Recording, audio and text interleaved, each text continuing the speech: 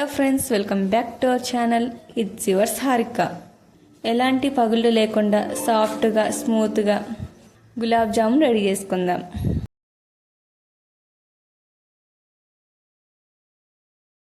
Tips use చేస్తే ఎటువంటి cracks అనేవి రావన్నమాట. కొత్తగా ట్రై చేసే వాళ్ళకు కూడా ఈజీగా ఉంటుంది. ప్రాసెస్లోకి వెళ్ళిపోదాం. ముందుగా ఎప్పుడైనా కానీ పిండి కలుపుకోవడం కంటే ముందు పాకాన్ని ప్రిపేర్ చేసుకోవాలి. ఎందుకంటే మనం పిండి కలిపిన తర్వాతకి పాకం ప్రిపేర్ చేస్తే ఈ గ్యాప్లో పిండి అనేది గట్టిపడిపోతుంది. సో అందుకే ఎప్పుడైనా సరే ఫస్ట్ పాకాన్ని రెడీ చేసుకోవాలి. సో పాకాన్ని పట్టుకుందాం. పాకం కోసం అయితే ఒక స్టీల్ బౌల్ పెట్టుకున్నాను. స్టీల్ గిన్నె, చిన్న గిన్నె తీసుకున్నా కానీ మందపు తీసుకోండి. ఎందుకంటే పాకం మళ్ళీ పల్సటి దాంట్లో అయితే మొత్తం ఇనికిపోతుంది. సో అందుకే చిన్న కళాయి తీసుకున్నా కానీ కొంచెం మందంగా ఉండే గిన్నె కానీ కళాయి కానీ తీసుకోండి. ఇప్పుడు 2 కప్స్ దాకా షుగర్ తీసుకుంటున్నాం అండ్ 2 చిన్న గ్లాసెస్తో వాటర్ని తీసుకుంటున్నా. చూడండి, నేను ఏ గ్లాస్ తీసుకున్నానో కరెక్ట్గా ఆ గ్లాస్ అయితే సరిపోతుంది. ఇంకా అంతే, పాకాన్ని మరిగించండి. గులాబ్ జామ్కి పాకం అంటే ఏదో తీగ పాకం, ఆ పాకం అలాంటి ఏం అవసరం లేదు. జస్ట్ పంచదార కరిగిపోతే చాలు, పాకం రెడీ అయిపోయినట్టే. పాకం మరిగిన తర్వాతకి అందులో కొంచెం ఒక 3-4 యాలక్కాయల పొడి వేసుకుంటే చాలు. చాలా ఫ్లేవర్ అనేది చాలా బాగుంటుంది. పాకం మరిగాక ఒకసారి మీరు చేతితో పట్టుకొని చూడండి, జిడ్డు అనేది తగిలిద్ది. ఆ జిడ్డు తగిలితే చాలు, ఇంకా గులాబ్ జామున్ పాకం రెడీ అయినట్టే. ఇంకా పక్కన పెట్టండి. ఇప్పుడు మనం పిండి కలుపుకునే ప్రాసెస్కి వెళ్ళిపోదాం. పిండి ప్రిపేర్ చేసుకునేప్పుడు ఎప్పుడైనా సరే మీరు నార్మల్ వాటర్తో కలుపుకోకుండా కొన్ని గోరువెచ్చని పాలతో కలుపుకోండి. పిండి టేస్ట్ అనేది బాగుంటుంది. అప్పుడు మనకి రౌండ్స్ అనేవి కరెక్ట్గా వస్తాయి. నేను ఒక ప్యాక్ గులాబ్ జామున్ ప్యాకెట్ తీసుకున్నాను. గులాబ్ జామున్ పిండి కలుపుకునేప్పుడు ఎప్పుడైనా సరే చపాతీ పిండిలాగా రఫ్గా గట్టిగా పట్టకూడదు, కలపకూడదు. సాఫ్ట్గా కలుపుకోవాలి. చాలా స్మూత్గా కొన్ని మిల్క్ యాడ్ చేసుకుంటూ కలుపుకోవాలి. గులాబ్ జామున్ పిండిలో మిల్క్, పాలు వేసి కలపడం వల్ల యూజ్ ఏంటంటే మనం పాకం పట్టాక గులాబ్ జామున్ అందులో వేస్తాం కదా.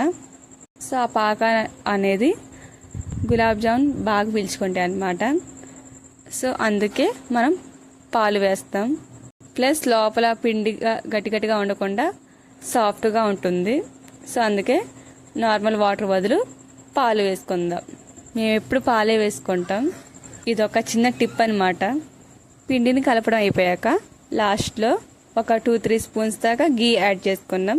నెయ్యి అనేది మంచి సువాసన ఇస్తుంది అనమాట గులాబ్ జామున్కి. అందుకే కంపల్సరీగా నేను ఎప్పుడు నెయ్యి యాడ్ చేసుకుంటూనే ఉంటాను. ఇంకా నెయ్యి అంటే పడని వాళ్ళకి ఇంకా ఏం చేయలేం. అలాంటి వాళ్ళు ఆయిల్ యూజ్ చేసుకోవడం బెటర్. ప్లస్ మనం నెయ్యి వేసుకుంటూ చేస్తే పిండి అనేది పొడిగా ఉండకుండా మంచిగా మృదువుగా ఉంటుంది. అలాగే మంచి టెక్స్చర్ అనేది వస్తుంది. పిండి కలపడం అయిపోయింది.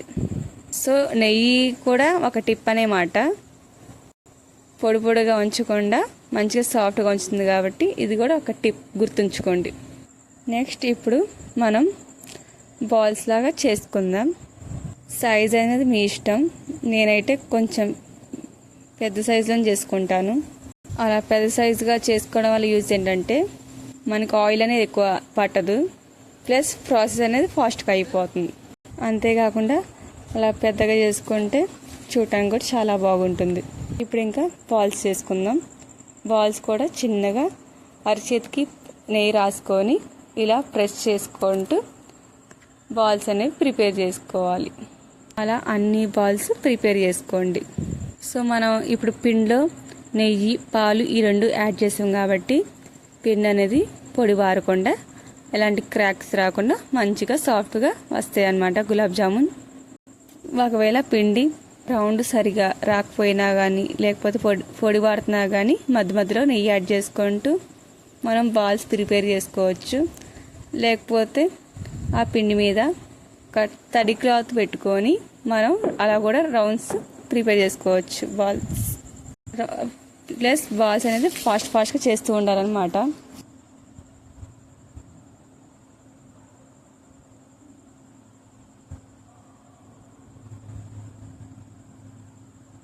ఇంకా మీ కాన్సన్ట్రేషన్ మొత్తం ఇవి బాల్స్ మీద ఉంచండి, అటు ఇటు తిరగండి, ఎందుకంటే పిన్ అనేది ఎక్కువసేపు అలా ఉంచకూడదు. అందుకని కంపల్సరిగా నెయ్యి యాడ్ చేసుకుంటూ వండలు అనేది కరెక్ట్గా చేసుకోండి, ఏమాత్రం క్రాక్స్ రానికండి.